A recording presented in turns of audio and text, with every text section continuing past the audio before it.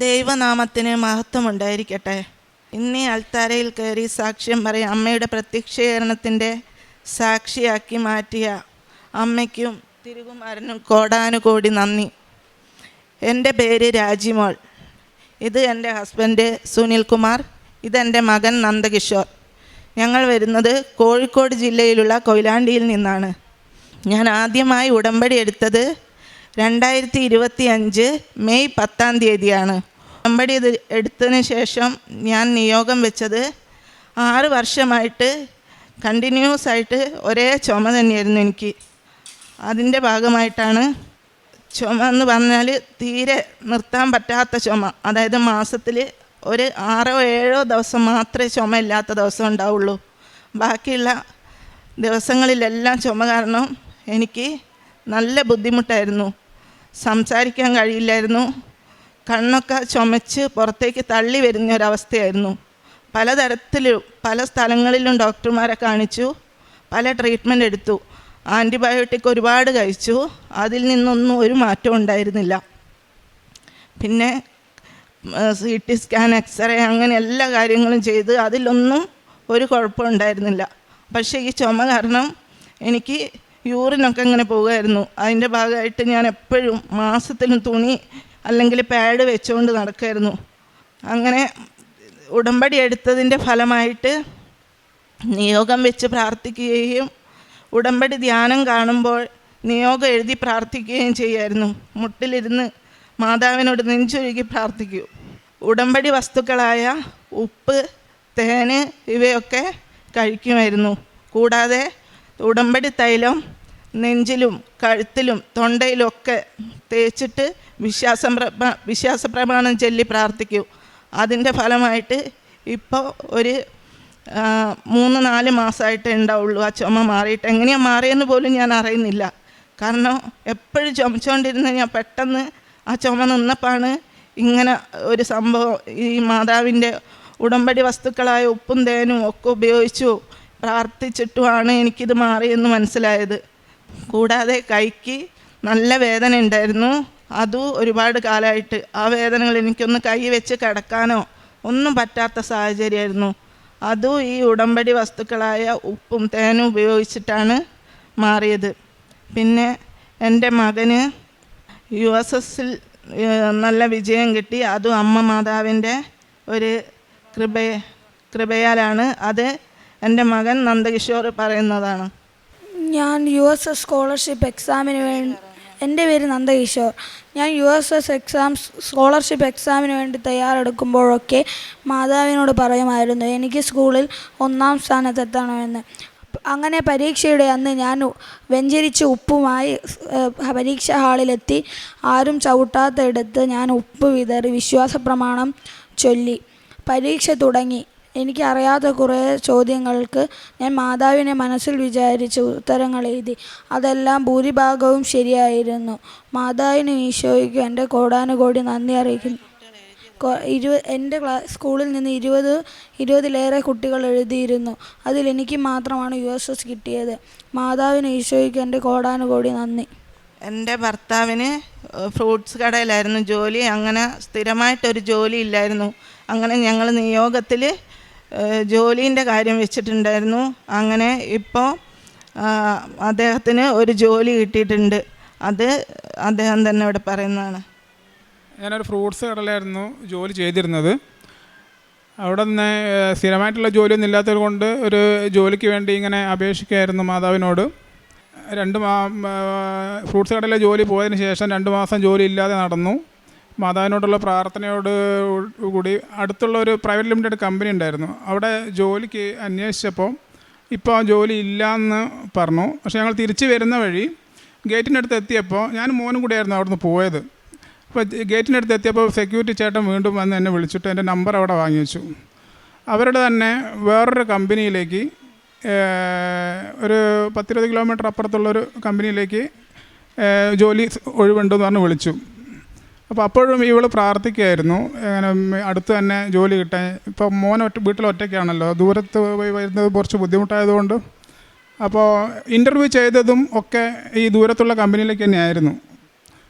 പക്ഷേ ജോലിക്ക് കയറുന്ന ദിവസം തന്നെ അവിടെ ജോലിക്ക് കയറുന്ന ഒരേട്ടന് സുഖമില്ലാതാവുകയും ചെയ്തു. അയാൾ ജോലിക്ക് കയറാൻ പറ്റാതായി. പക്ഷേ എന്നെ അവിടത്തേക്ക് തന്നെ അടുത്തുള്ള കമ്പനിയിലേക്ക് തന്നെ ജോലിക്ക് വിളിക്കുകയും ചെയ്തു. ഇപ്പോൾ ഒരു സ്ഥിരമായിട്ടുള്ള ഒരു ജോലിയാണ് കിട്ടിയിരിക്കുന്നത്. ആ ജോലി തന്നതിന് മാതാവിനോട് കോടാനുകൂടി നന്ദി പറയുന്നു. ഇപ്പോൾ ആത്മീയ ജീവിതമായിട്ട് ഞങ്ങൾക്കിപ്പോൾ എന്താ പറയുക, ആദ്യം എന്ന് പറയുമ്പോൾ ഞാനൊരു അക്രൈസ്തവയാണ്. ആദ്യം എന്ന് പറയുമ്പോൾ ഞങ്ങൾ എന്താ പറയുക, നമ്മൾ പ്രാർത്ഥിക്കുക, അല്ലെങ്കിൽ മറ്റുള്ളവരെന്തെങ്കിലും ആവശ്യം പറഞ്ഞാലോ കണ്ടാലോ പ്രാർത്ഥിക്കുക മാത്രമായിരുന്നു ചെയ്തുകൊണ്ടിരുന്നത്. പക്ഷേ ഉടമ്പടി ജീവിതത്തിലേക്ക് വന്നപ്പോൾ നമ്മളെക്കാളേറെ നമ്മൾ മറ്റുള്ളവർക്ക് വേണ്ടി പ്രാർത്ഥിക്കുകയും നമ്മളാൽ കഴിയുന്ന സഹായങ്ങളും അവർക്ക് ചെയ്തു കൊടുക്കുകയും ചെയ്യാനുള്ള ഒരു മനസ്സ് ഉണ്ടാകുകയും ചെയ്തു. ഏറ്റവും കൂടുതൽ നമ്മളെക്കാളും കൂടുതൽ മറ്റുള്ളവരുടെ സങ്കടങ്ങളും അവരെ സ്നേഹിക്കാനും പഠിപ്പിച്ചത് ഈ ഉടമ്പടിയിൽ വന്നതുകൊണ്ടാണ്.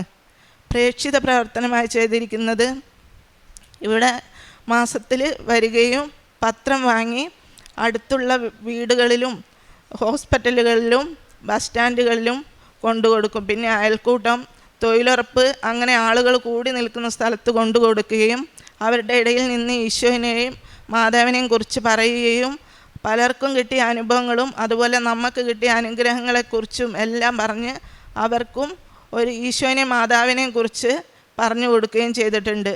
ഞാനിങ്ങനെ പത്രം കൊടുക്കുന്നതിൻ്റെയൊക്കെ ഫലമായിട്ട് 3-4 ആളുകൾ വന്നിട്ട് ഇവിടെ ഞങ്ങൾ കൊടുത്തതിൻ്റെ ഫലമായിട്ട് ഇവിടെ വന്ന് ഉടമ്പടി എടുത്തിട്ടുണ്ട്. പിന്നെ കാരുണ്യ പ്രവൃത്തിയായിട്ട് ഞങ്ങളാൽ കഴിയുന്ന സഹായം പൈസയായിട്ടും പിന്നെ വീട്ടിൽ നിന്ന് ഭക്ഷണം ഉണ്ടാക്കിയിട്ട് കോഴിക്കോട് മെഡിക്കൽ കോളേജുകളിൽ കൊണ്ടു കൊടുത്തിട്ടുണ്ട്. അല്ലാതെ ഭക്ഷണ സാധനങ്ങൾ വാങ്ങാനുള്ള പൈസ കൊടുക്കുകയും ഭക്ഷണ സാധനങ്ങളായിട്ട് വാങ്ങിക്കൊടുക്കുകയും ചെയ്തിട്ടുണ്ട്. പിന്നെ പാവപ്പെട്ട രോഗികളെ പോയി കാണുകയും ചെയ്തിട്ടുണ്ട്. ഇതൊക്കെയാണ് പ്രേക്ഷിത പ്രവർത്തനങ്ങളായി ചെയ്തിട്ടുള്ളത്. ഇങ്ങനെയൊരു സാക്ഷ്യം പറയാൻ വേണ്ടിയിട്ട് ഇവിടെ ഈ അനുഗ്രഹം ഉണ്ടാക്കി തന്ന അമ്മ മാതാവിന് ഈശോ വഴി കോടാനുകോടി നന്ദി. ജ്ഞാനത്തിൻ്റെ പുസ്തകം 16-ാം അധ്യായം 12-13 തിരുവചനങ്ങൾ. കർത്താവെ, മരുന്നോ ലേപനമോ അല്ല, എല്ലാവരെയും സുഖപ്പെടുത്തുന്ന അങ്ങയുടെ വചനമാണ് അവരെ സുഖപ്പെടുത്തിയത്.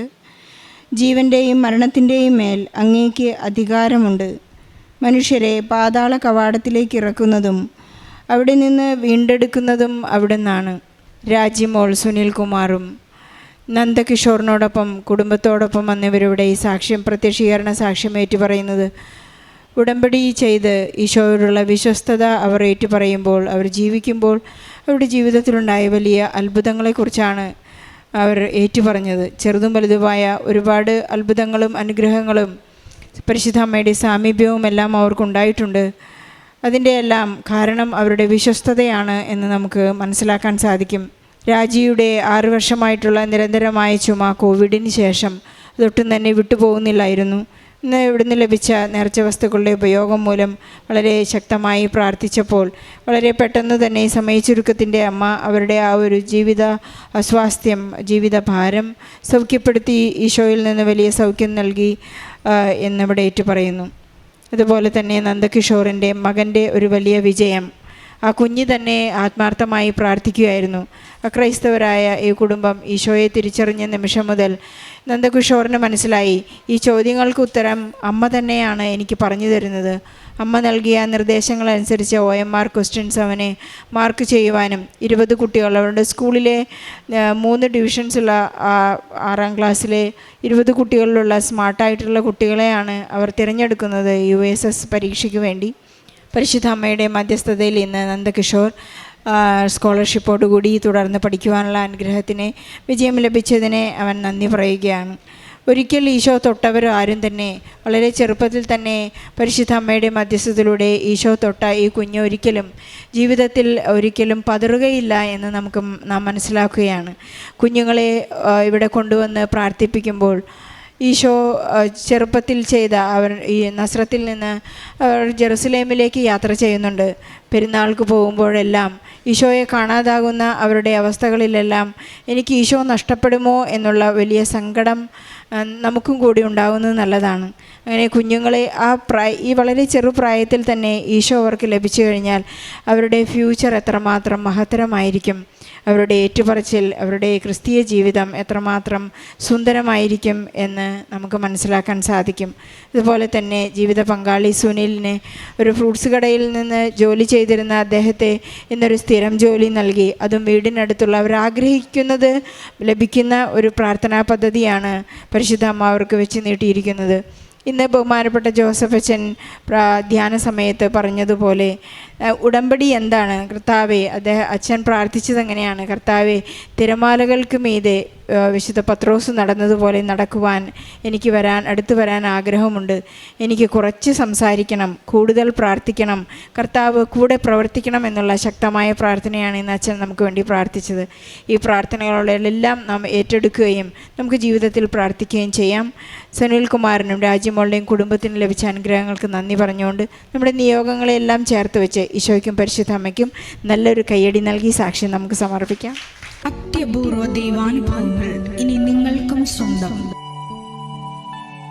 ഈ യൂട്യൂബ് ചാനൽ ഇതുവരെ സബ്സ്ക്രൈബ് ചെയ്തിട്ടില്ലെങ്കിൽ ഇപ്പോൾ തന്നെ സബ്സ്ക്രൈബ് ചെയ്യുക. ഈ വീഡിയോ ഇപ്പോൾ തന്നെ നിങ്ങളുടെ സുഹൃത്തുക്കൾക്ക് ഷെയർ ചെയ്തുകൊണ്ട് കർത്താവിൻ്റെ പ്രേക്ഷിതരാകുക.